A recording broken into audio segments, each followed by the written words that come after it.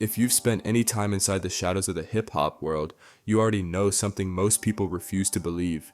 Some rappers aren't just talking about danger. Some aren't just rapping about crime. A handful of them are living every line.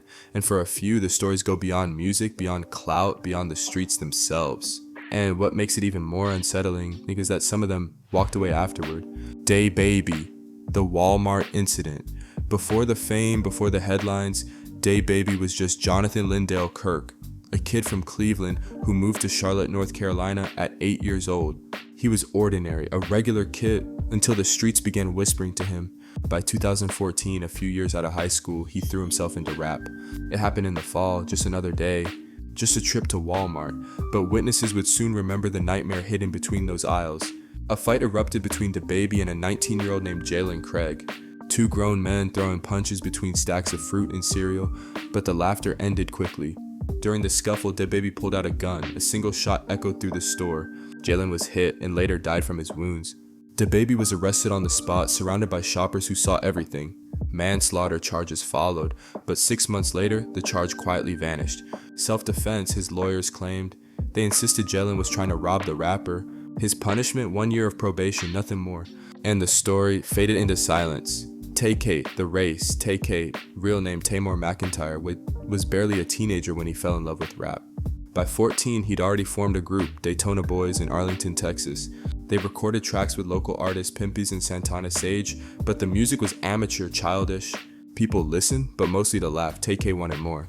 More than his crew, more than local fame. So he went solo, and by 2015, his music finally hit the right ears. Fans began to notice him. He kept pushing. Then came The Race in 2017, a song that broke out of the hip-hop scene and into the mainstream. What no one knew at the time was that the song wasn't fiction. It was a confession, a soundtrack to the real-life nightmare he was living. Because Tay-K wasn't running metaphorically, he was literally running from murder. It began in 2016. Tay-K and a few friends needed cash and drugs. Their plan was simple: send two girls, Megan Holt and Ariana Barrett, to seduce an acquaintance, Zachary Belote. While he was distracted, one girl would unlock the door for Tay-K and another man. They would storm in, flash guns, take what they wanted. Simple, clean, but inside the house, there was someone they didn't expect. Ethan Walker, a friend of Zachary's. A scuffle broke out. Panic filled the room, and then gunfire. Ethan fell, dead. Tay-K was caught and placed on house arrest, waiting for a hearing. But hearing dates are boring, and Tay-K wasn't interested in consequences. So he sliced off his ankle monitor and vanished. He bragged about it online, tweeted about running, recorded the race while he was literally sprinting from the law. He moved from San Antonio to New Jersey until the police finally cornered him. And even though he was only 16 at the time of the murder, Texas decided to treat him like a man. Like an adult, the chase was over. But the horror he left behind wasn't. YNW Melly, double homicide, Jamel Demons. YNW Melly might be the darkest of them all. Barely old enough to drink, yet carrying a lifetime of violence behind his smile. Raised by a single mother who was herself only 14 when she had him, Melly grew up with hunger, struggle, and long nights alone. He drifted toward the Bloods, chasing the family he never really had.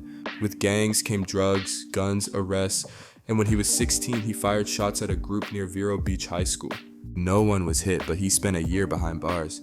It was there he wrote Murder on My Mind, fitting considering what would happen next. The real turning point came in October 2018. Melly claimed he was riding around with three friends, YNW Juvie, YNW Sakshasar, and YNW Bortland. According to Melly, a car pulled up on their right side and opened fire. Bortland sped to the ER, but Juvie and Sakshasar were dead on arrival.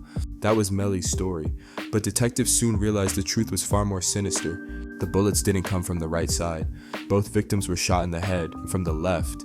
Surveillance footage showed Melly climbing into the left rear seat just before the drive-by supposedly happened. GPS data placed him with them the entire time, and the most disturbing detail? After the murders, they drove around with the bodies inside the car for a long silent stretch, trying to figure out what to do. In February 2019, Melly was arrested and charged with 2 counts of first-degree murder. He sits in jail now, waiting for the verdict that will decide his future. But the horror of what truly happened that night still lingers unanswered. These are the stories the industry doesn't like to talk about. Stories where the music stops and the violence behind the lyrics becomes real.